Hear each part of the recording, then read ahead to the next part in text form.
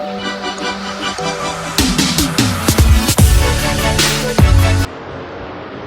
Students, कैसे हो आप सब लोग। मैं चंद्र प्रकाश और ये लेक्चर नंबर है कौन सा 28 लेक्चर नंबर है। आज हम लोग मैग्नेट करने वाले हैं। मैग्नेट का इतना इंपॉर्टेंट रोल है पूरे की पूरी मशीन्स में। मैंने कल आप लोगों को बताया था कि किस तरीके से यूपीपीसीएल में 119 नंबर का आया था 600 क्वेश्चन में से। 600 मतलब 150 इंटू 4 मतलब 150 क्वेश्चन के 4 शिफ्ट के पेपर में, टेक्निकल की बात कर रहा हूँ केवल, ठीक है। तो 600 क्वेश्चन में से 119 क्वेश्चन कह लो या 119 नंबर कह लो, बात एक ही है, आप लोगों को पता ही है।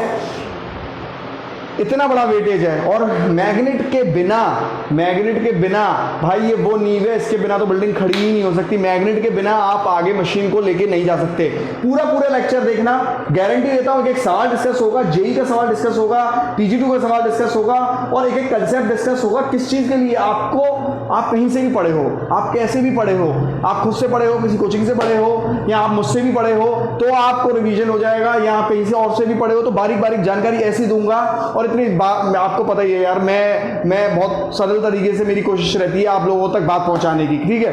तो मेरी कोशिश पूरी की पूरी रहेगी कि आप लोगों को हर एक छोटा कंसेप्ट बता दूं ताकि आगे आपको प्रॉब्लम ना आए। फील्ड वाइंडिंग क्या होती है सर, आर्मेचर क्या होता है सर ये क्या होता है सर, ये सिंक्रोनस में सर आर्मेचर वाइंडिंग कहाँ लगती है, ये कहाँ लगता है। एक लेक्चर देखना है, डिटेल में देखना है। अच्छा एक और बात और, आपके जो बेसिक इलेक्ट्रिकल के लेक्चर कंप्लीट हो गए हैं, कैसे लगे आपको वो प्लीज मेरे को जरूर मैसेज करके बताइए। प्लीज मैसेज मेरे को करिए, मतलब कमेंट करिए, message in the sense comment करिए और मेरे को बताइए कि कैसे लगे आपको लेक्चर्स, ठीक है। तो चलिए हम लोग मैग्नेट शुरू करते हैं, ज्यादा डिले ना करते हुए बात करते हैं। मैग्नेट क्या चीज है, देखिए मैग्नेट वो मटेरियल है, वो पदार्थ है जो कि छोटे आयरन के पीसेस को, अगर मान लीजिए आयरन के पीसेस हम लोग रख देते हैं, आयरन के पीसेस अगर हम लोग रख देते हैं तो छोटे आयरन के पीसेस को अट्रैक्ट करता है। मतलब ऐसा पदार्थ है, ये तो नेचुरली पाया जाता है भाई, नेचुरली पाया जाता है, या घर पे बनाया जाता है या लैब में बनाया जाता है, इंडस्ट्री में, वो देखने की बात है। उसी को मैंने यहाँ पर लिख दिया है, आप लोगों का टाइम बचा रहे ताकि।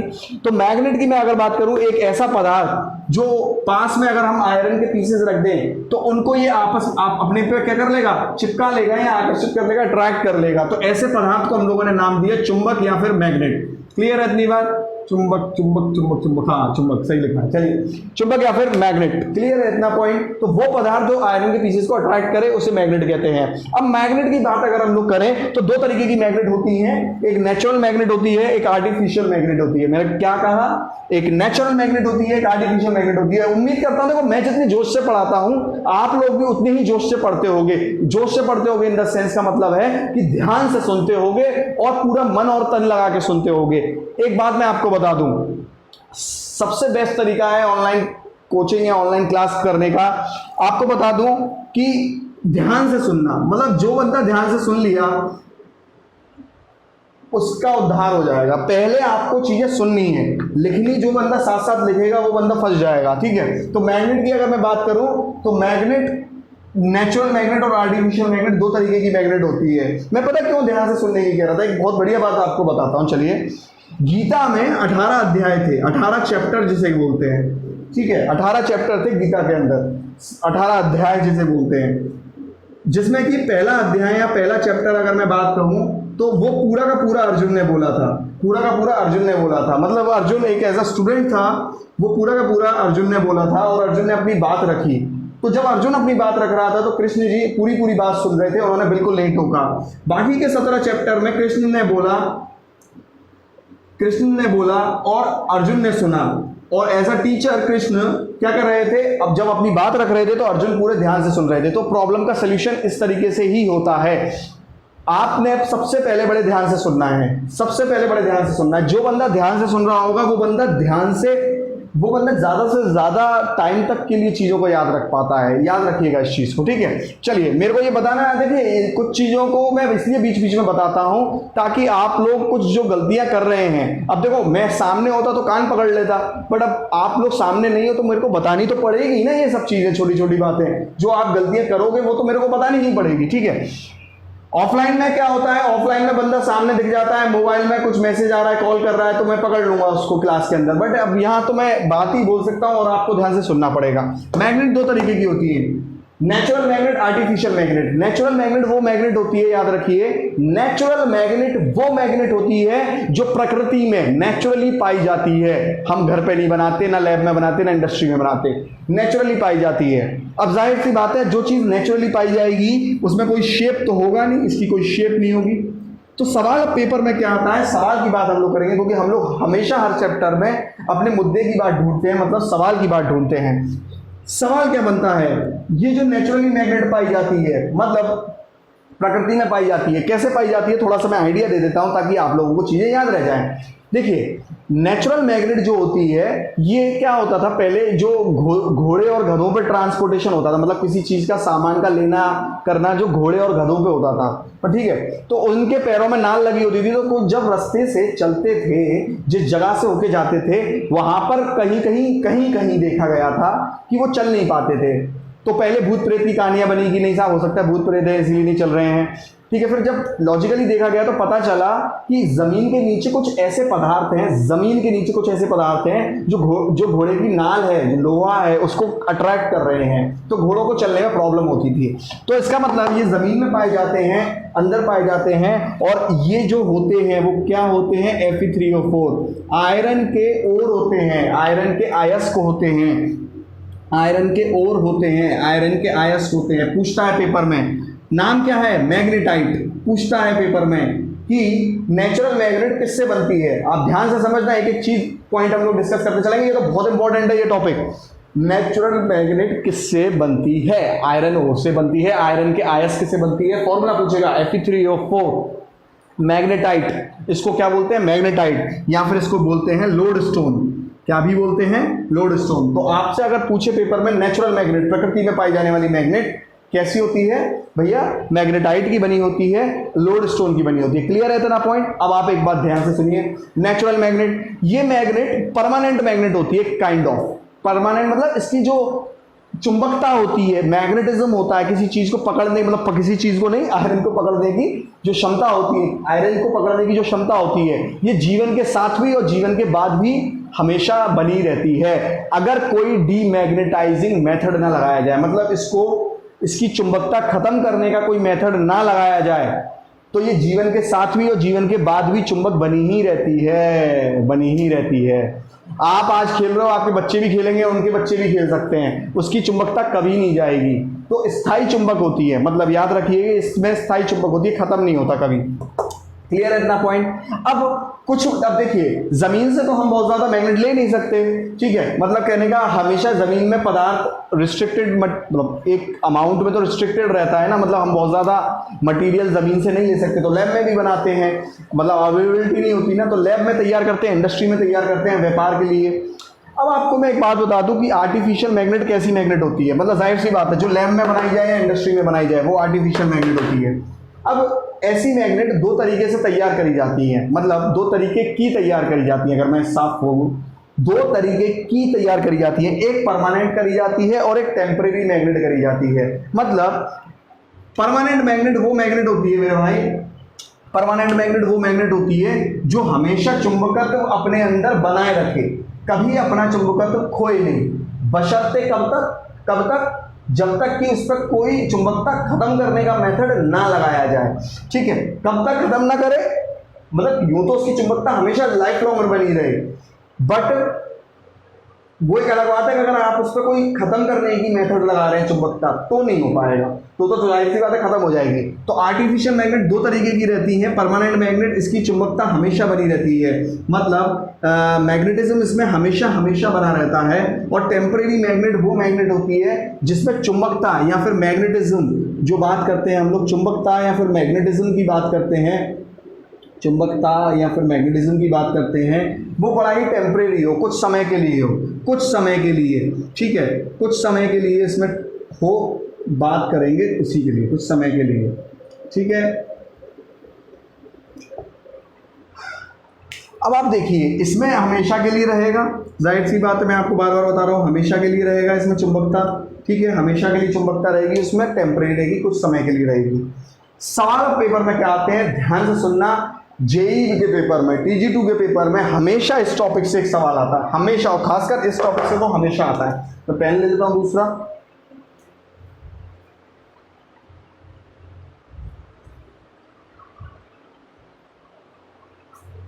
अब देखिए वो पेपर में पूछता है कि परमानेंट मैग्नेट किस मटेरियल की बनती है। भैया ये मटेरियल बहुत पूछता है, तो याद रखिए मैं आपको साथ साथ मैग्नेट के मटेरियल भी करवाता चल रहा हूँ, ठीक है। तो परमानेंट मैग्नेट किस मटेरियल के बनते हैं, तो देखिए नेचुरल तो हमने बात कर ली है, Fe3O4 के बनते हैं, मैग्नेटाइट के बनते हैं, पर परमानेंट किसके बनते हैं, कोबाल्ट स्टील।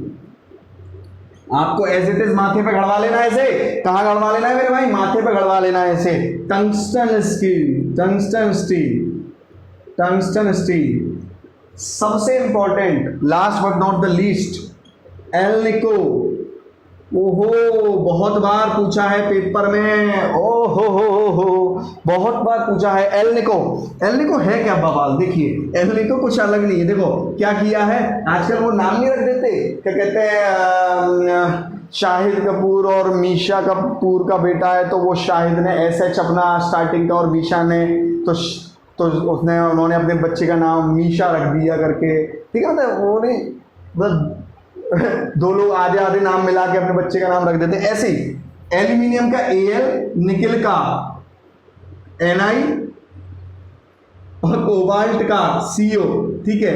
तो ये मिला के जो एक पदार्थ बनाया है एलॉय, एलॉय जैसे कहते हैं मिश्र धातु, उससे ये परमानेंट मैग्नेट बनती है। याद रखिए परमानेंट मैग्नेट किससे बनती है, एल्निको से बनती है, कोबाल्ट स्टील टंगस्टन स्टील से बनती है। अब आप एक बात सुनिए, 2018 के UPPCL का जो पेपर था जेई का, 19 के 2019 के जो UPPCL जेई का पेपर था, उसमें एक सवाल पूछा उन्होंने, वहां ऑप्शन में ये ना देके एक ऑप्शन दिया था हार्ड स्टील।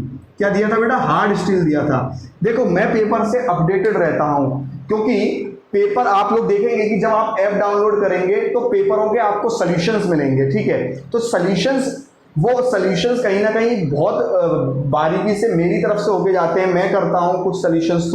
तो मैं आपको बता दूं, मैं पेपर से इतना अपडेटेड रहता हूं, तो मुझे मालूम रहती है कि पिछले भी पेपर में कौन कौन से सवाल कहां से आए थे, ठीक है। तो इसीलिए पूरा लेक्चर आप देखो, मैं ये बात आपको इसलिए बोल रहा हूं कि लेक्चर आप देखोगे तो फायदा होगा।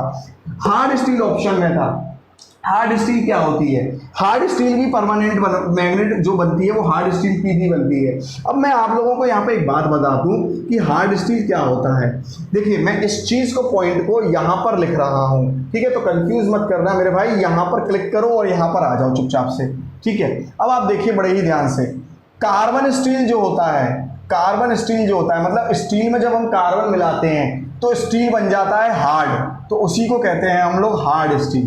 तो याद रखिए हार्ड स्टील क्या होती है, परमानेंट मैग्नेट जो बनती है वो कार्बन स्टील ही होती है। तो कल को पेपर में हार्ड स्टील आए तो भी आपने परमानेंट मैग्नेट के लिए आंसर लगाना है, कार्बन स्टील आए तो भी आपको लगाना है, क्योंकि इस बात का बड़ा ही ध्यान से आपको सुनना पड़ेगा। ये भी सवाल पेपर में रहता है कि स्टील हार्ड कब होती है मेरे भाई, कार्बन मिलाने से स्टील हार्ड हो जाती है। ये यूज होती है परमानेंट मैग्नेट में। अगर हम लोग देखें कि यही पदार्थ क्यों चुने जाते हैं, भाई दिमाग में एक सवाल आ सकता है, आप लोगों के दिमाग में ये एक सवाल गारंटी आ सकता है कि क्यों क्यों क्यों यही पदार्थ यूज होते हैं, बताइए। तो क्योंकि इतना प्यार तुमको करते हैं सनम, है नहीं। देखिए ऐसे नहीं है, मैं आपको बता दूं इसके पीछे का जो रीजन है, परमानेंट मैग्नेट में यही पदार्थ क्यों इस्तेमाल होते हैं, दूसरे क्यों नहीं होते। इसका रीजन एक जनाब थे, भैया थे, चचा थे अपने, वेबर। उन्होंने एक थ्योरी दी थी, वेबर थ्योरी। क्या नाम दी थी इन्होंने, एक वेबर थ्योरी दी थी, इसको डोमेन थ्योरी भी बोलते हैं, ठीक है। तो जब हम लोग डिटेल में पढ़ते हैं तो वेबर थ्योरी या फिर डोमेन थ्योरी इस बात का पक्ष रखती है, इस बात को बताती है कि कोबाल्ट और ये एल्निको ही क्यों परमानेंट मैग्नेट में यूज होते हैं, क्योंकि इनके डोमेन जो होते हैं, इनके अंदर की जो आदतें होती हैं वो एक परमानेंट अलाइंड हो जाती हैं, याद रखिए, ठीक है। ये डोमेन थ्योरी से जब हम डिटेल में देखते हैं तो डोमेन थ्योरी से समझा जा सकता है। चलिए आइए, टेम्परेरी मैग्नेट, जाहिर सी बात है नाम से पता चल रहा है टेम्परेरी, ठीक है। आजकल का प्यार कैसा है, टेम्परेरी है भाई, ठीक है। पहले का कैसा था, चलिए टेम्परेरी में क्या है, थोड़े समय के लिए रहता है इसमें, क्या चुंबकत्व ठीक है। तो चुंबकत्व कितने समय के लिए रहता है टेम्परेरी में, थोड़े समय के लिए रहता है। तो मैग्नेटिज्म कुछ समय के लिए रहता है। कैसे हैं, कैसे होते हैं ये पदार्थ, इसका एक बेस्ट एग्जांपल मैं आपको बता रहा हूं, इलेक्ट्रोमैग्नेट। इलेक्ट्रोमैग्नेट इसका बेस्ट एग्जांपल है। तो टेम्परेरी चुंबक का जो एग्जांपल है वो क्या है, इलेक्ट्रोमैग्नेट। बात करेंगे इलेक्ट्रोमैग्नेट विद्युत चुंबक, ठीक है, विद्युत चुंबक इसको बोलते हैं, विद्युत चुंबक इसको बोलते हैं। ठीक है, तो ये क्या होता है इलेक्ट्रोमैग्नेट, किस मटेरियल से बनता है? देखो आपके पेपर में मटेरियल को लेके बहुत सवाल आता है। ठीक है, तो मैं इलेक्ट्रोमैग्नेट को थोड़ी देर में 1 मिनट में एक्सप्लेन करता हूं, जब तक आप पदार्थ देख लीजिए। तो सिलिकॉन स्टील हुआ, ठीक है, आयरन कोर हुआ, आयरन की कोर जो हुई, ये सब क्या है, टेम्परेरी मैग्नेट को बनाने के लिए यूज होते हैं। और इसका अपने आप में एक एग्जाम्पल क्या है, इलेक्ट्रोमैग्नेट अपने आप में टेम्परेरी मैग्नेट का एग्जाम्पल है। अब देखिए, यहां मैं कुछ बच्चों के दिमाग का एक कंफ्यूजन क्लियर करता हूं, जो उनको आमूमन बना रहता है, कुछ बच्चों में रहता है ये कंफ्यूजन। तो मुझे तो भाई सबको देख के चलना है। अब मुझे क्योंकि सबको देख के चलना है, तो कंफ्यूजन तो सबका क्लियर करना पड़ेगा। सुनना बड़े ध्यान से। देखो भाई, क्या है, टेम्परेरी मैग्नेट की मैं अगर बात करता हूं, तो टेम्परेरी, कुछ लोगों के दिमाग में ये चीज रहती है, अरे सर टेम्परेरी मैग्नेट तो बढ़िया नहीं है यार, मैग्नेट तो परमानेंट अच्छी होती है। मतलब टेम्परेरी उसका नाम है, तो वो सोचते हैं कि टेम्परेरी मैग्नेट अच्छी नहीं होती, परमानेंट अच्छी होती है। ऐसा नहीं है, मैं आपको बता दूं, ऐसा नहीं है। तो कैसा है फिर?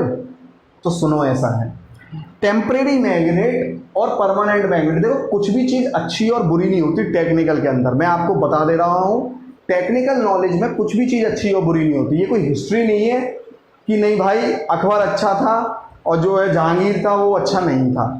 ये हिस्ट्री नहीं है, ये टेक्निकल है। अब सुनना बात को मैं क्या कहना चाह रहा हूँ।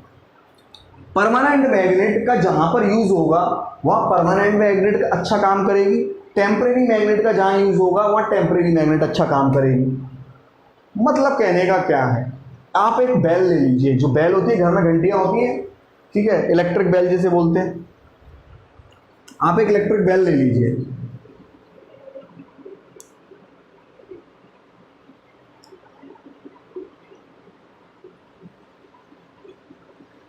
जो घर में घंटियाँ होती है इलेक्ट्रिक बेल, आप वो ले लीजिए।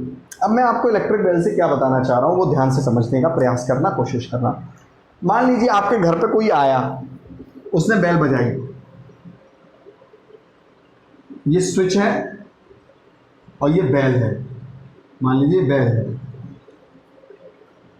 अब बेल में क्या होता है, बेल के पास में यहाँ पर एक लगा रहता है हैमर, यूं करके। अब ध्यान से सुनना, कोई आया घर पे, उसने बेल बजाई, टंग टंग, तो यहाँ पर क्या हुआ, इसमें से फ्लक्स बना, इसमें से फ्लक्स बना। तो ये जो हथौड़ा सा है, गोंग जिसे बोलते हैं, गोंग, ये जाके टक से उस पर लग जाता है। मतलब ये जो यहाँ पर एक कवरिंग रहती है, मैं इसको थोड़ा सा अच्छे से बना लेता हूँ। ये तो मैग्नेट हो गई और ये उस पर कवरिंग हो गई लोहे की, और ये हो गया हथौड़ा सा, गोंग जिसे बोलते हैं, ठीक है, वो गैंग जिसे बोलते हैं, सॉरी। अब आप देखिए, ये हैमर जाके जब इसे पड़ता है, तो ये जब हैमर जाके इसको पड़ता है, ये कब हैमर बनता है, देखो ये लोहे का है, यहाँ पर भी लोहा है। जैसे कोई बंदा इसे दबाता है तो ये स्विच ऑन हो जाता है, करंट फ्लो करता है, करंट फ्लो बनता है, ये चुंबक बन जाती है और सीधे जाके टक पड़ता है।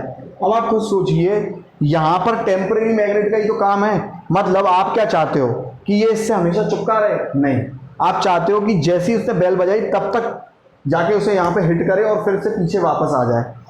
तो उसके लिए पीछे वापस जाने के लिए उसे छोड़ना भी तो पड़ेगा, मतलब इसको छोड़ना पड़ेगा। और छोड़ेगा कब? जब ये चुंबक नहीं रहेगा। तो इसीलिए ध्यान से इस बात को समझने का प्रयास करना कि यहाँ पर मतलब हमें एप्लीकेशन बेस्ड चीज़ें अच्छी या बुरी होती है। मतलब टेम्परेरी मैग्नेट अच्छी है तो वो एप्लीकेशन के हिसाब से अच्छी है, मतलब जहाँ पर हमें टेम्परेरी मैग्नेट यूज़ करनी है वहाँ टेम्परेरी मैग्नेट यूज़ करेंगे, और जहाँ परमानेंट करनी है वहाँ परमानेंट करेंगे। अब मैं आप लोगों को थोड़ा सा इलेक्ट्रोमैग्नेट के बारे में बता देता हूँ, ठीक है। ये आप लोग ये तो नोट डाउन कर ही लीजिए, ठीक है। टेम्परेरी मैग्नेट के लिए कौन कौन से मटेरियल होते हैं? सिलिकॉन स्टील हो गया, आयरन कोर हो गया, ये सब टेम्परेरी मैग्नेट के लिए यूज़ होने वाले मटीरियल हैं, ठीक है। सिलिकॉन स्टील, ठीक है, टेम्परेरी मैग्नेट के लिए यूज़ होने वाले मटीरियल है। मैं इलेक्ट्रोमैग्नेट बताता हूँ आप लोगों को, आप इसको एक बार लिख लीजिए या समझ लीजिए। आप इसमें एक नाम और ऐड कर लीजिए, सॉफ्ट आयरन। आप इसमें एक नाम और ऐड कर लीजिए, सॉफ्ट आयरन, जिसे बोलते हैं नर्म लोहा, ठीक है। याद रखिए, मैं आपको सारे एग्जाम्पल्स बहुत ज़्यादा डिटेल में ही कराऊंगा। बस आपने क्या करना है, धीरे धीरे आपको सारे लेक्चर देखने हैं, सारे लेक्चर देखते हैं, आपको सारा डिटेल में चीज़ें होंगी। अब स्टूडेंट मैं आपको एक बात बता देता हूँ, यूपी ट्रिपल एससी जेई में एक सवाल आया था, परमानेंट मैग्नेट और टेम्परेरी मैग्नेट के ऊपर ही एक सवाल था, परमानेंट मैग्नेट और टेम्परेरी मैग्नेट के ऊपर एक सवाल था।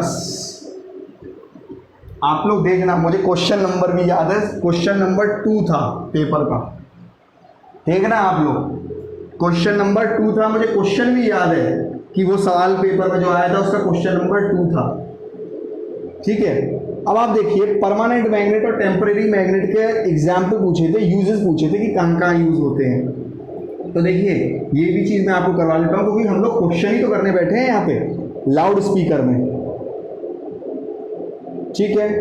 ईयरफोन में आप देखना, अपने ईयरफोन जो आप लगा के सुन भी रहे होगे, हो सकता है कुछ लोग, तो ईयरफोन में आप लोग एक बार तोड़ना, उसे तोड़ के देखना एक बार ईयरफोन को, और उसमें देखना उसमें मैग्नेट मिलेगी आपको, वो परमानेंट मैग्नेट होती है, ठीक है। मतलब वो हमेशा के लिए चुंबक बनी रहेगी। आप मतलब आपका ईयरफोन खराब भी हो जाएगा ना तो भी वो हमेशा चुंबक बनी रहेगी। लाउड स्पीकर है, ईयरफोन है, और कहाँ इस्तेमाल होती है, स्पीकर्स में। कोई ऐसा सॉन्ग बजाओ स्पीकर क्या हो जाए, फट जाए। स्पीकर के अंदर जो बैटरी होती है वो परमानेंट मैग्नेट होती है। टेम्परेरी मैग्नेट कहाँ यूज होती है, टेम्परेरी मैग्नेट यूज होती है इलेक्ट्रिक वेल में, मैंने अभी एग्जांपल आप लोगों को दिया। और कहाँ यूज होती है टेम्परेरी मैग्नेट, बताइए। और टेम्परेरी मैग्नेट यूज होती है आपकी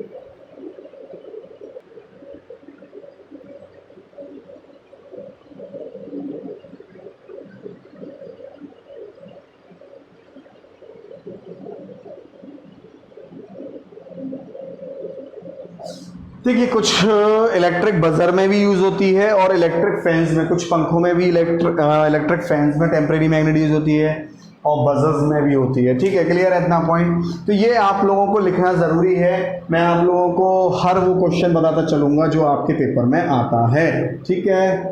चलिए अब इलेक्ट्रोमैग्नेट समझ लेते हैं। अब देखिए स्टूडेंट्स, इलेक्ट्रोमैग्नेट क्या है, किसी पदार्थ पे, कोई भी एक पदार्थ ले लीजिए, मटेरियल ले लीजिए, जिस पर हम तार लपेट दें इस तरीके से, और हम डीसी सप्लाई या फिर एसी सप्लाई दें। मैंने क्या कहा, बड़े ध्यान से सुनना अब ये बात को।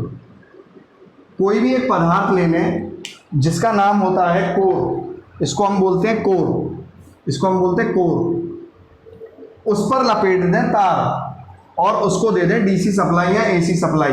तो जाहिर सी बात है, मैंने आपको बोला है घोड़े का बच्चा घोड़ा, हाथी का बच्चा हाथी, और गधे का बच्चा गधा, और इंसान का बच्चा इंसान होता है। मतलब डीसी सप्लाई से जो करंट बनेगा वो डीसी करंट होगा। अब आप बड़े ही ध्यान से समझिएगा, ये करंट यूँ होता हुआ आएगा। तो जब ये करंट यूँ होता हुआ आएगा, याद रखिए एक बहुत बेसिक बात है, मैंने सब लोगों को बताई हुई है कि किसी भी वायर में करंट फ्लो करता है उसके चारों ओर चुंबकीय क्षेत्र बनता है। तो जाहिर सी बात है, जब यहाँ पर भी तार में करंट बहेगा तो इस तार से चुंबकीय क्षेत्र बनेगा, और इस तार से जो चुंबकीय क्षेत्र बनेगा तो ये यहाँ पर पैदा होंगी चुंबकीय रेखाएं, मैग्नेटिक फील्ड यहाँ पैदा होगी। अब जाहिर सी बात है, जब यहाँ पर मैग्नेटिक फील्ड पैदा होगी तो ये अब क्या बन गया, सिस्टम पूरा का पूरा, ये सिस्टम पूरा का पूरा बन गया कि एक मैग्नेट के जैसा काम करेगा। किसके जैसा काम करेगा, मैग्नेट के जैसा काम करेगा। सेम विद द एसी, यहाँ पर आप एसी करंट देंगे तो जाहिर सी बात है यहाँ पर भी अगर आप एसी करंट देंगे तो यहाँ पर भी क्या बन जाएंगी, जब करंट फ्लो करेगा तो मैग्नेटिक फील्ड बनेगी, बिल्कुल बनेगी साहब। अब ये आप देखिए, जब करंट फ्लो करेगा मैग्नेटिक फील्ड बनेगी, तो यहाँ पर जाहिर सी बात है ये भी सिस्टम कैसा काम कर गया, मैग्नेट की तरह काम कर गया। अब ध्यान से समझिएगा, इन दोनों सिस्टम में अंतर क्या है। यहाँ पर करंट की डायरेक्शन चेंज होगी क्योंकि एसी सप्लाई दिए हो, और एसी का नेचर है मौसम की तरह तुम भी बदल तो ना जाओगे। ये बदलता है भाई मौसम, मतलब ठीक है। एसी की सप्लाई कैसी होती है, बदलती है, मतलब डायरेक्शन बदलती है का मतलब है डायरेक्शन बदलती है। एक साइकिल में, पॉजिटिव साइकिल में ये एक बार इस तरीके से जाएगी और नेगेटिव साइकिल में दूसरी तरीके से जाएगी। मतलब कहने का, अगर पॉजिटिव साइकिल में ये क्लॉकवाइज जा रही है तो नेगेटिव साइकिल में ये एंटी क्लॉकवाइज जाएगी। इससे अंतर क्या होगा, इसके कंपैरिजन में इसकी मैग्नेटिक फील्ड तो ऐसी ही रहेगी। अब देखो ये मैंने डायरेक्शन कहाँ से दी है, राइट हैंड थंब रूल होता है। क्या होता है? Right hand thumb rule. आपकी उंगलियां हो गई क्या? आपके करंट का डायरेक्शन। तो ये देखिए यहाँ पर करंट यूं बह रहा है तो उंगलियां हो गई करंट का डायरेक्शन और अंगूठा क्या हो गया? मैग्नेटिक फील्ड का डायरेक्शन। ठीक है, तो अब आप बड़े ध्यान से देखिए, इसी को कहते हैं right hand thumb rule. Right hand thumb rule. तो याद रखिए यहाँ पर इस बात का भी जिक्र हो गया। वैसे तो देखिए कई तरीके के रूल्स होते हैं, फ्लेमिंग का भी होता है, वो क्या होता है क्या नहीं होता वो सारी बातें करेंगे। ठीक है, बशर्ते आपने क्या करना है, सारे लेक्चर देखने हैं और पूरा पूरा डिटेल में देखना है। तो आपको इस बात का बड़ा ही ध्यान रखना चाहिए कि इलेक्ट्रोमैग्नेट के अंदर हम किससे देते हैं? मैग्नेटिक फील्ड की डायरेक्शन। तो ये राइट हैंड थंब रूल क्या बताता है? मैग्नेटिक फील्ड की डायरेक्शन, चुंबकीय क्षेत्र की डायरेक्शन, फील्ड की डायरेक्शन बताता है। ठीक है मेरे भाई, इसकी डायरेक्शन बताता है, चुंबकीय क्षेत्र की बताता है। अब चलेंगे आगे, बड़ा ही ध्यान से सुनिए। तो डीसी लगाने से और एसी लगाने से क्या अंतर आता है? देखो एक चीज़ अपने दिमाग में बहुत बुरी तरीके से गाड़ के रखना भाई। कुछ बच्चे इस बात को लेकर कंफ्यूज होते हैं कि सर मैग्नेटिक फील्ड तो डीसी से ही पैदा होती है, सर मैग्नेटिक फील्ड तो एसी से ही पैदा होती है। ना, मैग्नेटिक फील्ड दोनों से पैदा होती है, याद रखना। बस अंतर क्या हो जाता है, सुनो। इसके करंट का डायरेक्शन चेंज नहीं होगा, इसका मतलब इसके अंदर करंट ऐसे ही बहता रहेगा और ऐसे ही बहता रहेगा तो उसकी मैग्नेटिक फील्ड ऐसी ही रहेगी, ऐसी ही रहेगी, ऐसी ही रहेगी। पर मैं इसकी बात अगर करूंगा एसी की, तो एसी में करंट का डायरेक्शन बदलता है। एक बार को एक मर्तबा ये करंट का डायरेक्शन क्लॉकवाइज और एक मर्तबा ये डायरेक्शन एंटी क्लॉकवाइज घूमेगा। इसका मतलब क्या है? इसका मतलब ये है कि एक बार में तो ये डायरेक्शन मैग्नेटिक फील्ड का ऐसे रहेगा और दूसरी बार मतलब दूसरी साइकिल में उसके विपरीत होगा। तो इससे अंतर क्या आएगा, ध्यान से सुनिएगा। कोई भी चुंबक बात करें जहाँ से उसकी अंदर से मैग्नेटिक लाइंस निकलती हैं, चुंबकीय रेखाएं निकलती हैं, मैग्नेटिक लाइंस निकलती हैं, चुंबकीय रेखाएं निकलती हैं, उस जगह को हम नाम देते हैं नॉर्थ। और जहाँ से एंटर करती हैं, देखिए यूँ करके एक लूप बना लेती है, यूँ करके एक लूप बना लेती है ये, जिसको हम लोग सर्किट भी बोलेंगे, मैग्नेटिक सर्किट भी बोलते हैं आगे जाके। ठीक है, तो ये क्या है कि जिस जगह से आपकी निकलती है ये मैग्नेटिक फील्ड लाइंस, उस जगह का नाम दिया हमने नॉर्थ, और जिस जगह से एंटर करती है उस जगह का नाम दिया हमने साउथ। ये कंप्लीट होती है, मतलब कहने का इस बात का बड़ा ध्यान रखना है, पेपर में पूछते हैं कि डायरेक्शन ऑफ मैग्नेटिक फील्ड क्या है? डायरेक्शन ऑफ मैग्नेटिक फील्ड, चुंबकीय रेखाएं क्या है? नॉर्थ से साउथ। ये नॉर्थ से निकलती हैं और साउथ की ओर जाती हैं, नॉर्थ से निकलती हैं साउथ की ओर जाती हैं। पर कब? आउटसाइड द मैग्नेट, मैग्नेट के बाहर, आउटसाइड द मैग्नेट। देखिए बड़े ध्यान से इस बात को, फिर से मैं कह रहा हूँ, मैग्नेट के बाहर कहाँ जा रही हैं? नॉर्थ से साउथ। पर देखो मैग्नेट के अंदर देखो, अब अंदर क्या हो रहा है? साउथ से नॉर्थ। तो direction of inside the magnet क्या है? अंदर मैग्नेट के अंदर डायरेक्शन क्या है? चुंबकीय रेखाओं का डायरेक्शन की बात हो रही है भाई, समझे? ये चीज भूल मत जाया करो। किसकी बात हो रही है? मैग्नेटिक फील्ड की डायरेक्शन की बात हो रही है। तो मैग्नेट के बाहर तो नॉर्थ से साउथ, पर इनसाइड द मैग्नेट अगर बात करें तो साउथ से नॉर्थ डायरेक्शन रहता है। ठीक है, इस बात का ध्यान रखिएगा। तो इसकी डायरेक्शन का जो रूल देने वाली बात करता है तो आपका सीधे हाथ का इस्तेमाल। देखिए हाथ का इस्तेमाल बहुत इंपॉर्टेंट है मैग्नेट में, समझ रहे हो? तो आप लोगों को हाथ का इस्तेमाल बहुत करना होता है मैग्नेटिक फील्ड पढ़ने में। कुछ लोग गलत ना समझें इस बात को बिल्कुल भी, ठीक है? क्योंकि कई बार कई चीज़ों में हाथ का इस्तेमाल इसमें होता है, फ्लेमिंग राइट हैंड रूल में होता है, फ्लेमिंग लेफ्ट हैंड रूल में हाथ का इस्तेमाल होता है, और राइट हैंड थंब रूल में हाथ का इस्तेमाल होता है। तो हाथ का इस्तेमाल बहुत प्रॉपर तरीके से आना चाहिए आप लोगों को, ठीक है? चलिए मैग्नेट की बात करते हैं। अब आप देखिए बड़े ही ध्यान से कि डीसी में और एसी में अंतर क्या है। ठीक है, डीसी के अंदर, अब देखिए ध्यान से सुनिए, डीसी के अंदर करंट का डायरेक्शन तो बदल नहीं जाता। इसका मतलब करंट नहीं बदल रहा तो मैग्नेटिक फील्ड भी नहीं बदल रही। इसका मतलब ये जीवन भर नॉर्थ रहेगा, ये जीवन भर साउथ रहेगा। मतलब कब तक रहेगा? जब तक हम इसमें सप्लाई देते रहेंगे तब तक। और अगर इसकी बात करें एसी की, तो ये तो मौसम की तरह बदलता है ना, ये तो प्यार की तरह बदल जाता है। इसका कभी नेचर अलग होता है, कभी अलग होता है। तो देखिए, तो इससे क्या होता है कि कभी ये नॉर्थ साउथ बनेगा, एक साइकिल में मान लो इस साइकिल में ये नॉर्थ साउथ बन गया और दूसरी साइकिल में क्या हुआ साहब, ये नॉर्थ साउथ बन गया। तो होगा ये अंतर है इन दोनों में कि ये नॉर्थ साउथ, ये नॉर्थ साउथ, ये नॉर्थ साउथ, ये नॉर्थ साउथ। यहाँ पर मैग्नेटिक फील्ड बदलती रहेगी, मतलब ये एक चुंबक है, कभी ये नॉर्थ साउथ कभी ये नॉर्थ साउथ, ये बदलता रहेगा। बट ये स्थाई, इसके जो पोल होते हैं, तो पेपर में आपको ये चीज़ करनी है, स्थाई पोल मतलब परमानेंट पोल्स डेवलप होते हैं इसमें। डीसी से क्या डेवलप होता है, क्या बनता है, स्थाई पोल बनते हैं बेटा। क्या बनता है, स्थाई पोल बनते हैं। जबकि एसी अगर हम लोग लगाएंगे इलेक्ट्रोमैग्नेट में तो कैसे पोल्स बनते हैं, पोल्स चेंजिंग इन नेचर होते हैं, चेंजिंग पोल्स बनते हैं, वेरिएबल पोल्स बनते हैं जिसे कहते हैं, बदलते हुए पोल्स।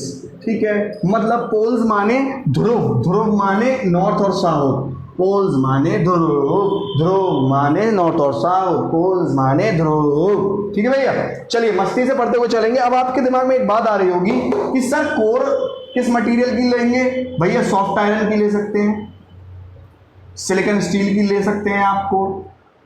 ठीक है, अब इसके भी पीछे बड़ी डिटेल में कहानियाँ पढ़ते हैं अपन लोग, ऐसा बात नहीं है कि यही क्यों लेते हैं। अब इसका जिक्र भी हिस्टेरेसिस कर्व में देखेंगे, हिस्टेरेसिस लूप बनाएंगे तो देखेंगे। चलिए खैर, बड़ी अपने आप में बहुत ही रोचक और बहुत ही इंटरेस्टिंग चैप्टर मुझे लगता है यार ये। ठीक है, इसके अंदर बड़ा ही मज़ा आता है। अब ध्यान से सुनिएगा। कुछ लोग कहेंगे कि सर कोर लगाना ज़रूरी है क्या? आप डायरेक्टली ये वायर को लपेट दें और आप डीसी सप्लाई लगा दें, तो जाहिर सी बात है हम यहाँ पर ऐसी कोर को क्या कह देंगे, एयर कोर। हवा तो रहेगी कि नहीं रहेगी वहाँ पे, ऐसी कोर को हम कह देते हैं एयर कोर। अब मैं आपको एक बात यहीं पे बता देता हूँ मेरे भाई, हमने किसी मटेरियल की कोर यूज़ करी और हमने एयर कोर यूज़ करी, एसएससी जेईई में कई बार ये क्वेश्चन आया हुआ है, इसीलिए मैं आपसे बोलता हूँ ध्यान से सुनिए। जो ध्यान से सुन रहा होगा वो उसको बहुत नंबर गेन होंगे, याद रखना। एयर कोर का इस्तेमाल करना क्या फायदेमंद का सौदा है और कोर का इस्तेमाल करना क्या फायदेमंद का सौदा है, इसमें क्या क्या क्वेश्चन बनते हैं, ध्यान से सुनना। सुनो, एयर कोर इस्तेमाल करें कि किसी मटेरियल की कोर इस्तेमाल करें, पदार्थ की कोर इस्तेमाल करें। अब यो तो सवाल ये अपने आप में बहुत डिटेल में चला जाता है कि मटेरियल में भी क्या सॉफ्ट आयरन इस्तेमाल करें, क्या सिलिकॉन स्टील इस्तेमाल करें। अरे यूँ तो और भी मटेरियल आ जाते हैं, सीआरजीओ भी आ जाता है भाई, cold rolled grain oriented steel. इस बात को सुनिए, सीआरजीओ स्टील भी आ जाता है, cold rolled grain oriented steel. माथे पे घड़वाना है, कहाँ घड़वाना है, माथे पे। Cold rolled grain oriented steel,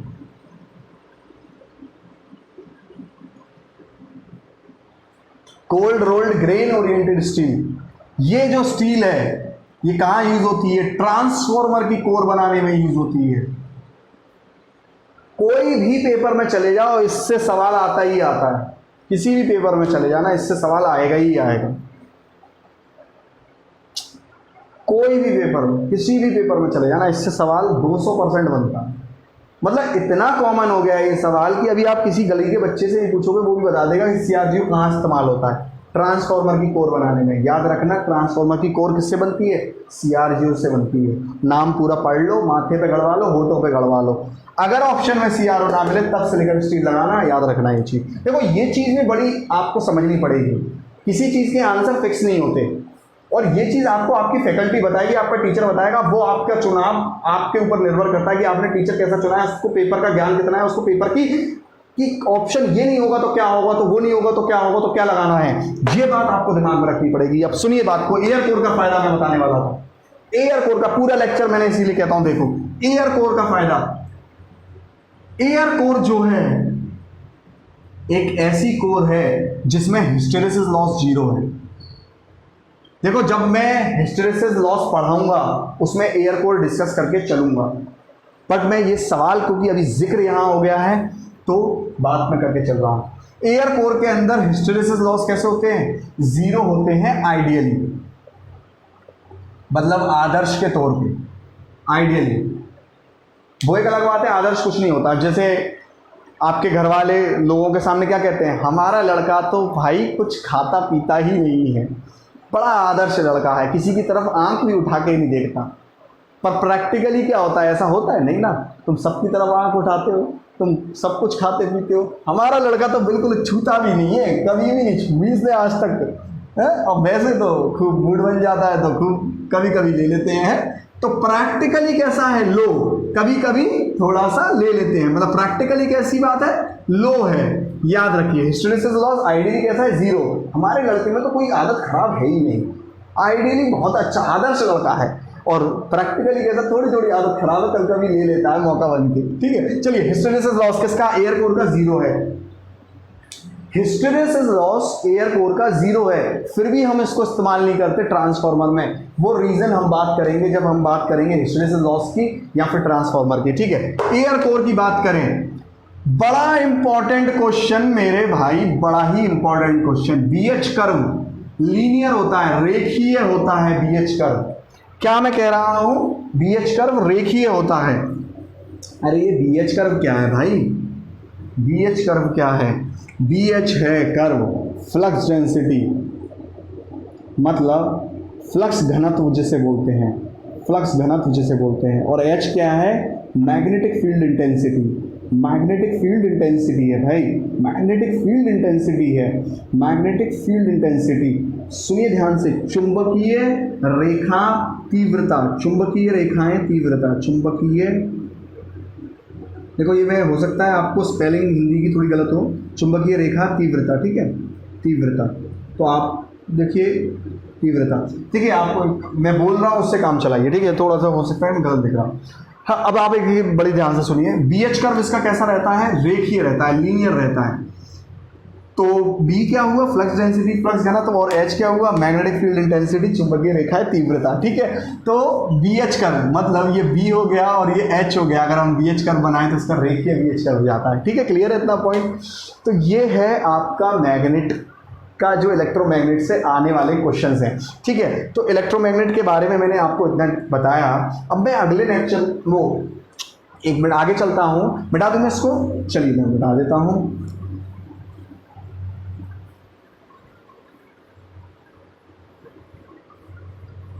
यार लेक्चर कैसा लग रहा है प्लीज कमेंट करके जाया करिए। अच्छा लग रहा है अच्छा, बुरा लग रहा है बुरा, पर कमेंट करके जाया करिए, प्लीज कमेंट करके जाया करिए, प्लीज कमेंट करके जाया करिए।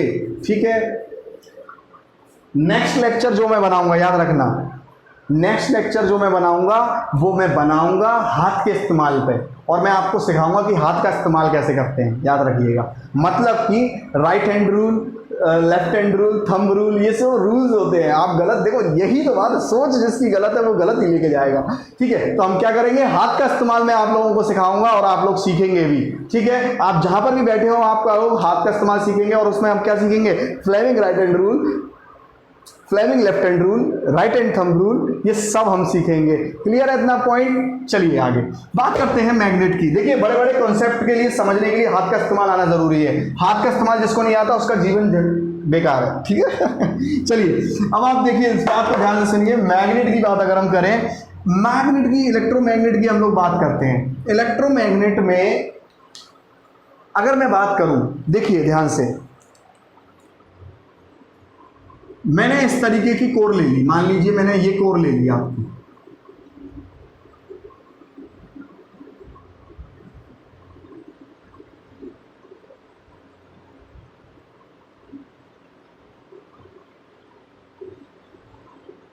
ये मैंने कोर ले ली और इस पे मैंने क्या बना दिया, वाइंडिंग्स लगा दी। चलिए वाइंडिंग्स लगा दी मैंने आपको इसको।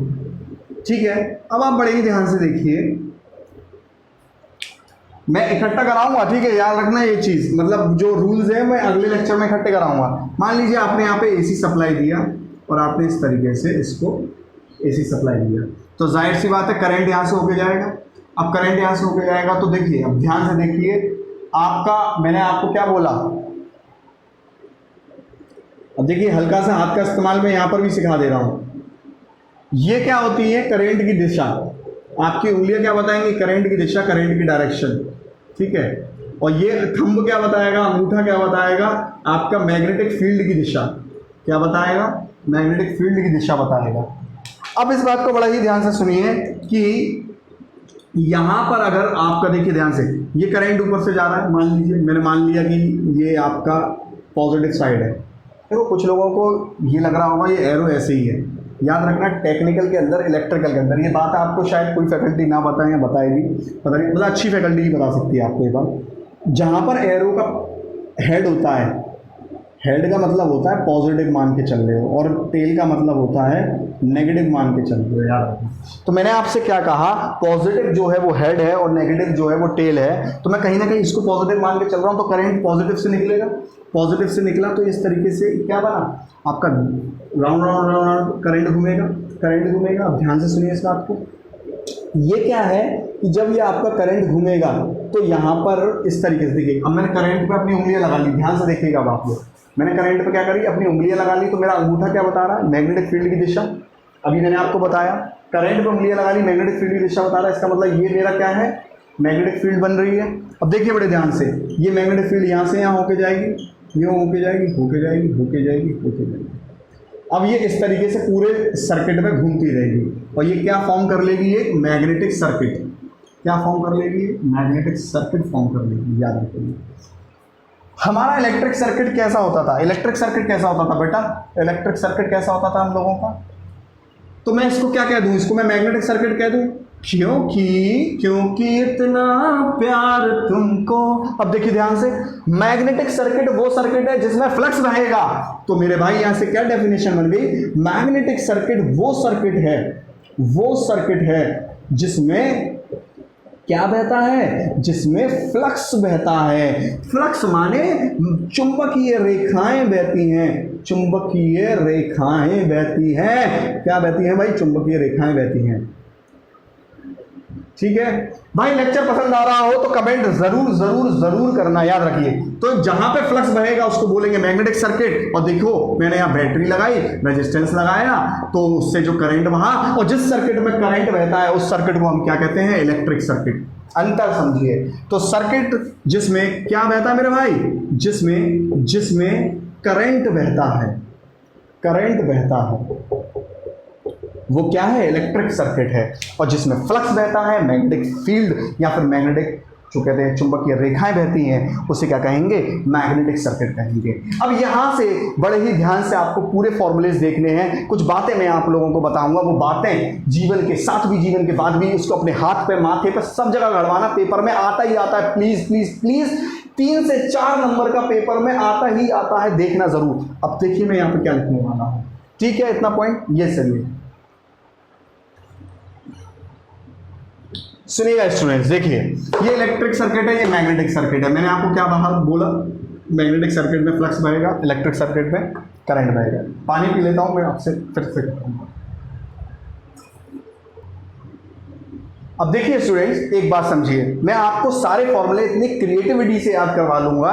देखो मेरे लेक्चर आप लोग देखो इलेक्ट्रिकल के बहुत सारे टीचर बनाते हैं, लेक्चर बना रहे हैं, पर आप मेरा लेक्चर देखो, क्योंकि मैं आपको चीज़ें यहीं की यहीं क्लास में आप रखवा दूंगा। और सोचो, जो बच्चे फुल डिटेल कोर्स ले लेते हैं उनको तो वो भूलते ही नहीं है, वो ये बात जानते हैं। जो बच्चे फुल डिटेल कोर्स देते हैं वो ये बात जानते हैं, जिन्होंने पूरा कोर्स किया है, कि मैं क्लास में ही उन्हें याद करवा देता हूँ, उन्हें घर पे जाने के याद करने की जरूरत नहीं है अलग से। मेरा स्टाइल ही ऐसा है पढ़ाने का। मेरे को लगता है कि पढ़ा तो सब रहे हैं, दुनिया सब पढ़ा रही है, जो मैं चीज़ पढ़ा रहा हूँ वो कोई अनोखी नहीं है, मैंने घर पे नहीं याद करी है, बट मेरा काम है, मैं डिलीवर करना है इस तरीके से कि आपको चीज़ें याद रह जाए। इसीलिए मैं जो भी चीज़ यहाँ पर बताऊंगा आप लोगों को पूरी ध्यान से सुननी है। अभी तुम देखना इतनी बढ़िया तरीके से फॉर्मूले याद ना करवा दिए तो कहना, और आपका शेयर जरूर चाहिए। तो आप शेयर क्यों नहीं करते हो कि भाई अच्छा लगा, आपको चीज़ें याद हो रही है, तो आप लोगों को बताओ ना, चीज़ों को बताओ कि भाई ये कि नहीं भाई, देखो हमें भी अच्छा लगेगा कि हमारे एफर्ट्स जो है स्टूडेंट अप्रिशिएट कर रहा है, उससे हमें और मोटिवेशन मिलती है कि नहीं भाई चलो हम अच्छा काम कर रहे हैं करके, ठीक है। तो आप देखिए मैग्नेटिक सर्किट की मैं अगर बात करूं, मैग्नेटिक सर्किट में बहता है फ्लक्स, इसे बोलते हैं फ्लक्स, फाई से क्या बोलते हैं, फ्लक्स, चुंबकीय रेखाएं। तो जो लोग इसे लिखना चाहते हैं वो लोग लिख भी सकते हैं, पर पहले सुन लीजिए, चुंबकीय रेखाएं जिसे बोलते हैं ये होती हैं फ्लक्स, ठीक है, रेखाएं जो होती हैं वो फ्लक्स होती हैं। अब देखो मैं आपको एक बात बता दूं, कुछ लोग क्या करेंगे, कुछ लोग मेरी नॉलेज जज करेंगे, बट मैं आपको बता दूं फ्लक्स और चुंबकीय रेखाओं में अंतर क्या होता है। याद रखिए 10 की पावर 8 लाइंस जो होती है वो 1 वेबर फ्लक्स बनाती है, और फ्लक्स की यूनिट क्या होती है, वेबर, WB, वेबर, फ्लक्स की यूनिट होती है वेबर। तो तो जब 10 की 8 पावर 8 लाइन मिल जाती है तब 1 वेबर फ्लक्स बनता है, याद रखिए।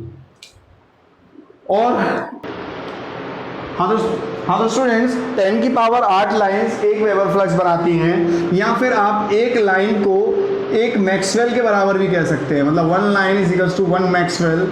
तो आपको ऐसे भी लिखना मिल जाएगा पेपर में कि 10 की पावर 8 मैक्सवेल 1 वेबर फ्लक्स बनाता है। मतलब आपसे मैं बता दूं यहाँ पर, मैं इसीलिए आपको बोलता हूँ, बड़ी ध्यान से सुनिए कि फ्लक्स की सबसे छोटी इकाई क्या है। मतलब यूँ तो फ्लक्स की यूनिट वेबर है, पर सबसे छोटी यूनिट क्या है? सबसे छोटी यूनिट, सबसे छोटी बोल रहा हूँ मेरे भाई, सबसे बेसिक इकाई, या कह लो the smallest unit of the flux is क्या है? मैक्सवेल।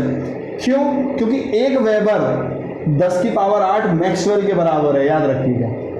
क्लियर है इतना पॉइंट? अब आप ध्यान से सुनिए, इसीलिए मैं कहता हूं कि मेरे लेक्चर हवाबाजी नहीं है, पूरा परफ्यूम रहता है, नो हवाबाजी। ओके चलिए अब ध्यान से सुनिए, यहाँ पे कौन बहता था? फ्लक्स, और यहाँ कौन बहता है? Electric current. इलेक्ट्रिक करंट बहता है यहाँ पर। चलिए साहब, इलेक्ट्रिक करंट जो बहता है उसको बहाने के लिए कौन रिस्पॉन्सिबल होता है? वोल्टेज।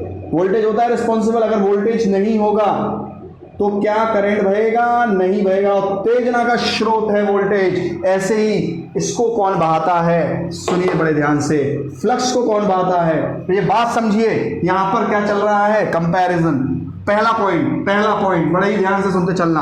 यहां बहता है करंट, यहां बहता है फ्लक्स, यहां बहाता है वोल्टेज, यहां कौन बहाता है? एमएमएफ नहीं, एमएमएफ। और यहां जो रोकता है वो कौन रोकता है? यहां तो रेजिस्टेंस रोकता है, और जो यहां रोकता है वो रोकता है रिलक्टेंस।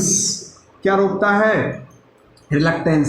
अरे कुछ नहीं है यार, नाम अनेक काम एक, नाम अनेक काम एक। क्या काम है? रोकना। किसको रोकना? फ्लक्स को रोकना, बहने से रोकना।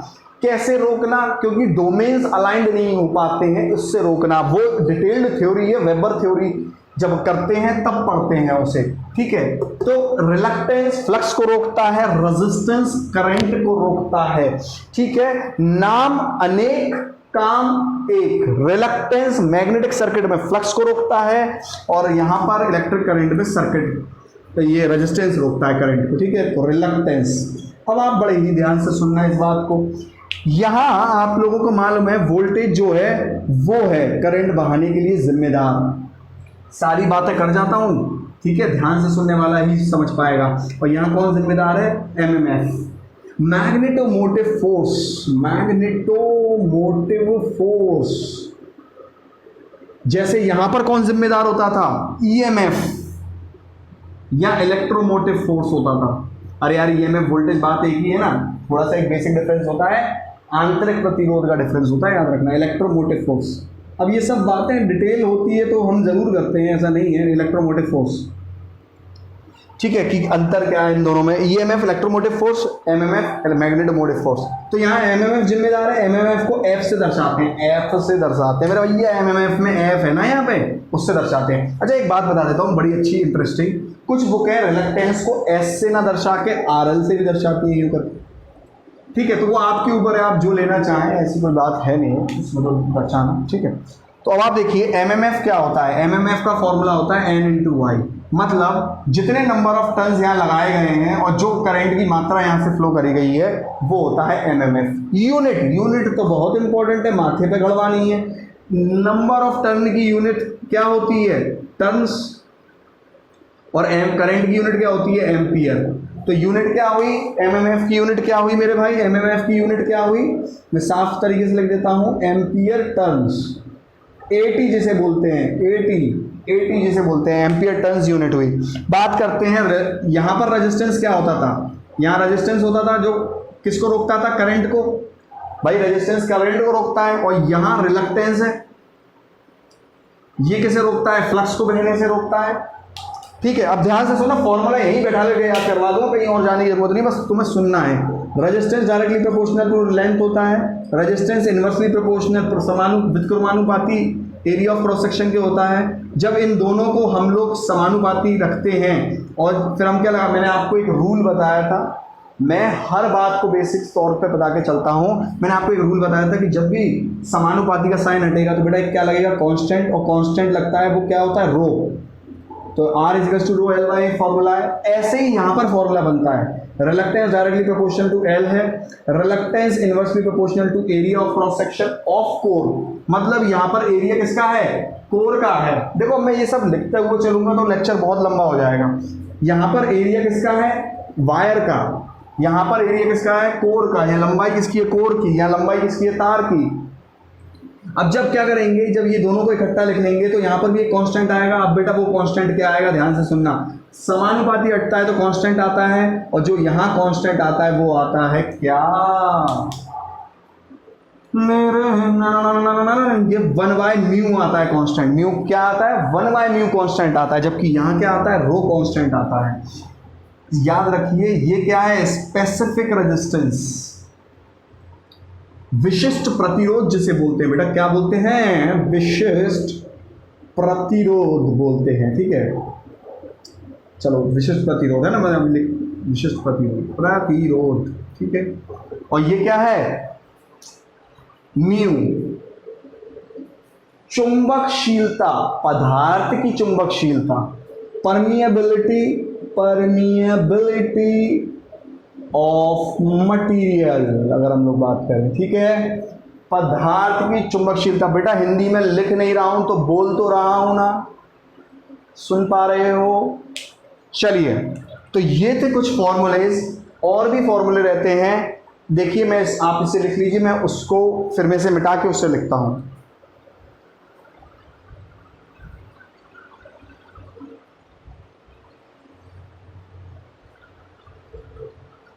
अब देखिए आप लोग, रेजिस्टेंस की यूनिट क्या होती है, ओम। रेजिस्टेंस की यूनिट होती है ओम, ठीक है। और रिलक्टेंस की यूनिट क्या होती है, ध्यान से सुनिएगा, रिलक्टेंस की यूनिट। अभी मैंने आप लोगों के लिए फॉर्मूला लिखा F phi equals to F by S, और यहाँ पर मैंने फॉर्मूला लिखा I equals to V by R. अब आप मुझे बताओ ये ओम्स लॉ है कि नहीं है, ओम्स लॉ है। सेम ऐसे ये भी ओम्स लॉ होता है, किसमें, मैग्नेटिक रूप में, मैग्नेटिक फॉर्म। पेपर में आता है भैया ये सवाल, इसीलिए कहता हूँ लेक्चर पूरा पूरा देखो। जो बच्चा लेक्चर स्किप कर दिया होगा वो बहुत बड़े नुकसान में है।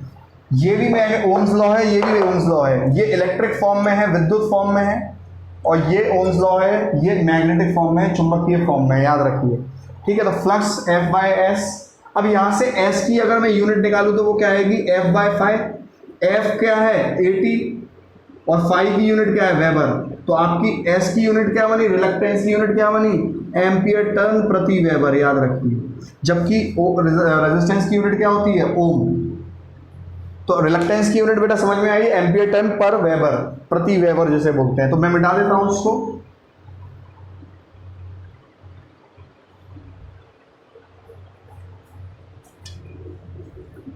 पूरा लेक्चर देखने वालों का ही फायदा है, बाकियों का नुकसान है।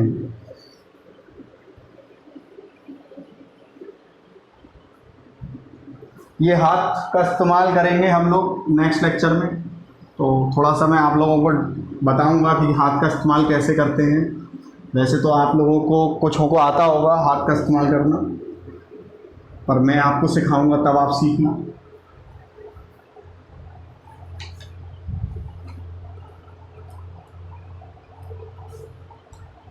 अब देखिए स्टूडेंट्स, जाहिर सी बात है, अगर सीरीज सर्किट होता है तो हम लोग रेजिस्टेंस को क्या करते हैं, टोटल रेजिस्टेंस क्या होता है, ऐड हो जाता है R1 plus R2 plus R3 dot dot dot. ऐसी जब कोई सीरीज सर्किट होता है मैग्नेटिक का, अब देखिए ध्यान से सुनिएगा, यहाँ इस कोर का रिलक्टेंस S1 मान लीजिए, और ये बीच में एयर आ गई, इसका रिलक्टेंस S2 मान लीजिए। अब आप खुद सोचिए, अलग अलग पदार्थ अलग अलग रिलक्टेंस लगाएगा ना, रोकेगा। मतलब कोर है, ये पदार्थ है, इसका रुकावट S1 है, तो एयर की रुकावट S2 मान ली। तो जब सीरीज सर्किट होगा तो यहाँ पर जो टोटल रिलक्टेंस निकालेंगे S1 plus S2 plus S3, वो इस तरीके से रहेगी। अगर मैं बात करूँ पैरेलल सर्किट की, तो पैरेलल सर्किट में क्या रहेगा बेटा, ध्यान से सुनिएगा। पैरेलल सर्किट में जैसे 1/RT फॉर्मूला था, सेम ऐसी 1/R1 plus 1/R2 plus 1/R3। अब कुछ लड़के अच्छा रिलक्टेंस का फॉर्मूला क्या रहेगा 1/ST 1/S1 + 1/S2 बस इसी तरीके से भाई, इसी तरीके से, ठीक है। कुछ लोग सोचेंगे कि सर सीरीज सर्किट कैसा होता है मैग्नेटिक और पैरेलल कैसा होता है वो बता दो। तो देखो यार बताने के लिए तो बहुत कुछ होता है, समय की बस सीमाएं हैं। ये पैरेलल सर्किट हो गया। देखो जहां पर फ्लक्स डिवाइड हो, ये एक फ्लक्स चला गया, मान लो मैं इसको, ये देखो ये फ्लक्स यहाँ पर ∅1 फ्लक्स जा रहा है, यहाँ ∅2 फ्लक्स जा रहा है, तो ये पैरेलल सर्किट हो गया। जहाँ फ्लक्स डिवाइड हो वो पैरेलल सर्किट है। और जहाँ पे फ्लक्स डिवाइड ना हो, जैसे मान लो आपका ये हो गया, फ्लक्स सेम रहे, ठीक है। अब जैसे ये सर्किट हो गया मान लो, तो इसमें क्या है,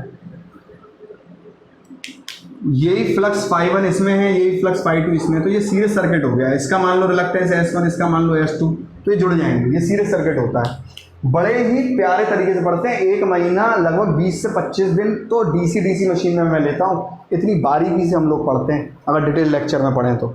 तो अब ध्यान से सुनिए इस चीज़ को कि सीरीज सर्किट, और एक एक चीज़ क्लास में याद करवा दूंगा मैं तुमको, और क्लास में वीडियोस में भी याद करवा दूंगा। अगर आप मेरा वीडियो लेक्चर भी लेंगे तो भी आपको उसमें सब चीज़ें याद हो जाएंगी घर बैठ के, बस बशर्ते आपने क्या करना है, चुनाव करना है चीज़ों का।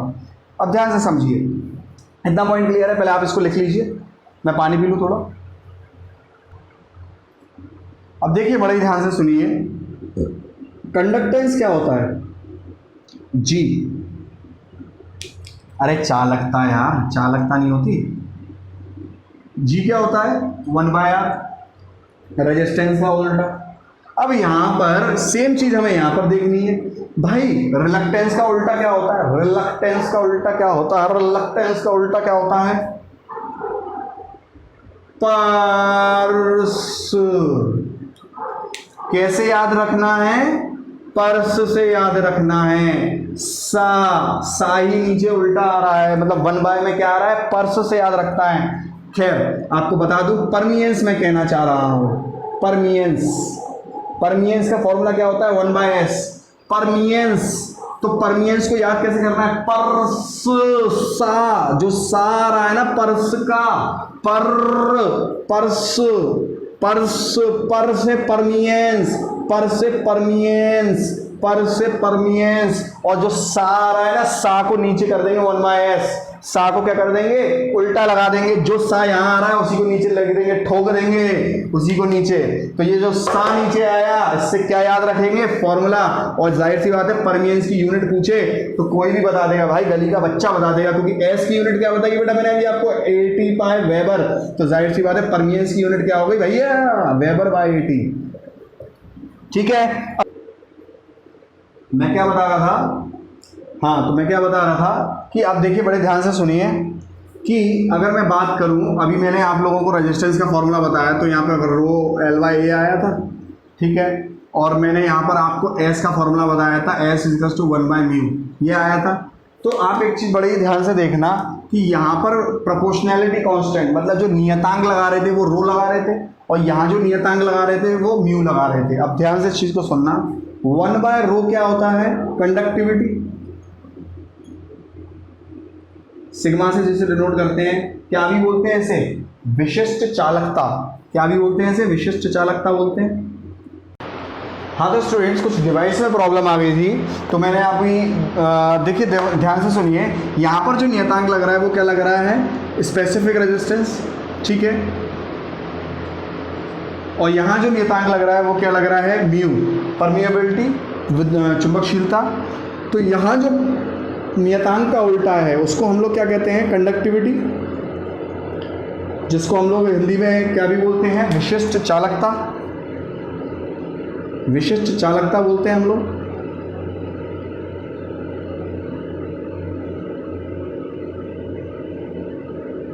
और अगर मैं बात करूं यहाँ के नियतांक का मैं उल्टा लगाऊं तो उसको हम लोग बोलते हैं यहाँ पर रिलक्टिविटी। अब देखिए स्टूडेंट्स, मेरा काम है, मेरे को आपको यहाँ पर चीज़ें याद रखवानी है। रिलक्टेंस, देखिए अब ये यू जो आ रहा है इस बात को समझिए,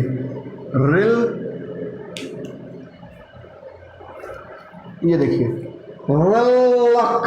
रिलक्टेंस, तो आपको जो यू है वो इस तरीके से पढ़ना है, रिलक्टिविटी, ठीक है, रिलेक्टिविटी। तो ये जो म्यू है इसको नीचे ले आओ और वही बन जाएगा रिलेक्टिविटी का फॉर्मूला।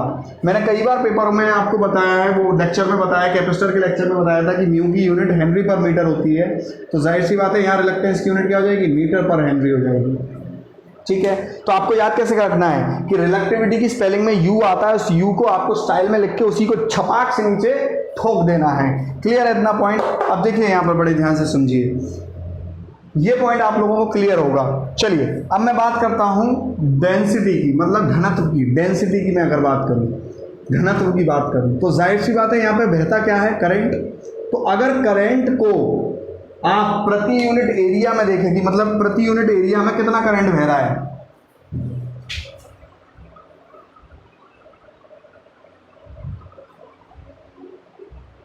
आप करंट को देखें कि प्रति यूनिट एरिया में आपका कितना करंट बह रहा है, तो वो क्या होगा, करंट घनत्व। इसको हम क्या बोलेंगे, करंट डेंसिटी बोलेंगे। क्या बोलेंगे, करंट डेंसिटी, करंट घनत्व जिसे बोलते हैं। ठीक है, और करंट घनत्व को किससे हम लोग डिनोट करते हैं, जे से रिप्रेजेंट करते हैं, याद रखिए। तो ये फॉर्मूला बड़ा ही इंपॉर्टेंट है। यूनिट इसकी क्या होती है करंट घनत्व की, ampere per metre square. Unit क्या होती है, एम्पियर पर मीटर स्क्वायर। अब अगर मैं यहाँ बात करूँ घनत्व की, डेंसिटी की, तो जाहिर सी बात है यहाँ बहता क्या है, बहने दे मुझे बहने दे आग का दरिया। देखो यहाँ क्या बहता है, फ्लक्स। तो यहाँ जाहिर सी बात है किसकी बात होगी, फ्लक्स डेंसिटी की बात होगी, जिसको हम लोग क्या कहते हैं, फ्लक्स डेंसिटी कहते हैं, या फिर चुंबकीय क्षेत्र घनत्व कहते हैं। हिंदी में चुंबकीय क्षेत्र घनत्व कहते हैं, घनत्व कहते हैं। ठीक है, इसको हम बी से रिप्रेजेंट करते हैं। तो इसमें क्या होता है कि कितना फ्लक्स पर यूनिट एरिया, किसी एक एरिया से कितना फ्लक्स बह रहा है, इसको हम कहते हैं मैग्नेटिक फील्ड डेंसिटी। याद रखिए, तो ये चीज़ आपको याद रखना है, पेपर में पूछते हैं। और इसकी यूनिट क्या हो गई, वेबर पर मीटर स्क्वायर। अब आप देखिए बड़े ध्यान से समझिए, क्योंकि आप यहाँ पर पढ़ रहे हैं, मेरे से पढ़ रहे हैं, इसको बोलते हैं टेस्ला। चलिए साहब, ये तो सबको मालूम है। आप कहेंगे सर हमें मालूम है, नई बात क्या बता रहे हो। 5 वेबर पर मीटर स्क्वायर 5 टेस्ला के बराबर होगी, ये बात तय है। ठीक है, ये तो सबको मालूम है। पर इसकी भी छोटी इकाई पूछ लें, अभी इसकी छोटी इकाई पूछ लें तो क्या होगा, सबसे छोटी यूनिट क्या होगा, याद रखिए सबसे छोटी यूनिट क्या होगा। तो याद रखिए इस चीज़ को, 10 की पावर 4 गॉस 1 टेस्ला के बराबर है। मतलब 1 टेस्ला में 10 की पावर 4 गॉस होते हैं। तो सबसे छोटी इकाई क्या हो गई, गॉस हो गई। तो इस बात का थोड़ा सा ध्यान रखना कि वो छोटी इकाई पूछे तभी गॉस बताना है, ऐसे नहीं कि अपनी तरफ से बता दे रहे हो। अपनी तरफ से जो मतलब मेन यूनिट तो टेस्ला ही होती है, यहाँ वेबर पर मीटर स्क्वायर होती है। जाहिर सी बात है दोनों नहीं देगा एक साथ, एक बार में एक ही देगा, या फिर ऑल ऑप्शन करके देगा।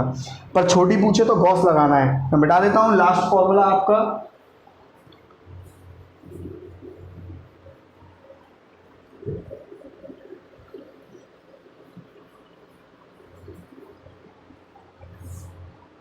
अब देखिए तीव्रता की बात कर लेते हैं, तीव्रता की बात कर लेते हैं, इंटेंसिटी की बात कर लेते हैं।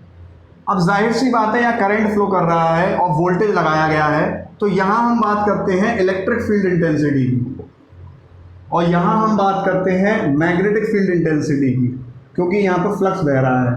मैग्नेटिक फील्ड इंटेंसिटी की मतलब चुंबकीय क्षेत्र तीव्रता। जो लोग हिंदी में समझ रहे हैं वो हिंदी में समझिए, चुंबकीय क्षेत्र।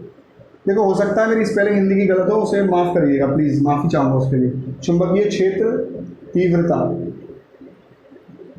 ठीक है। अब देखिए यहाँ पर इलेक्ट्रिक फील्ड क्या होती है, कितना वोल्टेज प्रति डिस्टेंस, कितना वोल्टेज प्रति डिस्टेंस चलाया जा रहा है। जाहिर सी बात है, मान लो ऐसे, मान लो 2 प्लेट रखी हैं और यहाँ पर एक वोल्टेज लगा दिया है, ठीक है। अब 2 प्लेटों के बीच में कितनी इलेक्ट्रिक फील्ड पैदा होगी, ये तय करेगा कि इन दोनों के बीच में दूरियां कितनी हैं, है कि नहीं। जितनी दूर होंगे रेखाएं कम जाती हैं और करीब होंगे रेखाएं ज़्यादा आती हैं। तो देखिए, ठीक है, खैर अब आप देखिए, जाहिर सी बात है डिस्टेंस कम होगा तो इलेक्ट्रिक फील्ड ज़्यादा होगी, मतलब विद्युत रेखाएं ज़्यादा होंगी। जितने पास में होते हैं तो रेखाएं ज़्यादा जाती हैं कि नहीं जाती है। सेम ऐसे ही यहाँ पर देखो वोल्टेज का प्रति डिस्टेंस है, तो यहाँ पर किसका डिस्टेंस होगा, प्रति एफ का, MMF का। तो जाहिर सी बात है NI/L क्या हो गया, H। इसी को बोलते हैं मैग्नेटिक फील्ड इंटेंसिटी। फॉर्मूले बड़े लिंक है आपस में एक दूसरे से, याद रखने हैं बेटा आपको। यूनिट एम्पियर टर्न पर मीटर, तो इसकी यूनिट क्या हुई, एम्पियर टर्न पर मीटर। तो देखिए स्टूडेंट्स, मेरी तरफ से आपको चीज़ें करवा दी जा रही हैं बहुत अच्छी तरीके से। पसंद आता हो तो शेयर भी करना, सब्सक्राइब भी करना, नहीं आता हो तो मत करना, हिट करना like. Thank you and have a nice day. मुझे इतना तो सपोर्ट आपसे चाहिए रहता है। मिलते हैं अगले लेक्चर में। हाथ का इस्तेमाल सिखाऊंगा और आप लोग भी सीखेंगे। मैं यहाँ हाथ का इस्तेमाल करूंगा, आप वहाँ पर सीखोगे, ठीक है। तो हाथ का इस्तेमाल होगा, Fleming right hand rule, left hand rule, right hand thumb rule, तो इन सब हाथ का इस्तेमाल सीखेंगे अगले लेक्चर में, ठीक है। तो अगले लेक्चर में जरूर आना। Okay, thank you.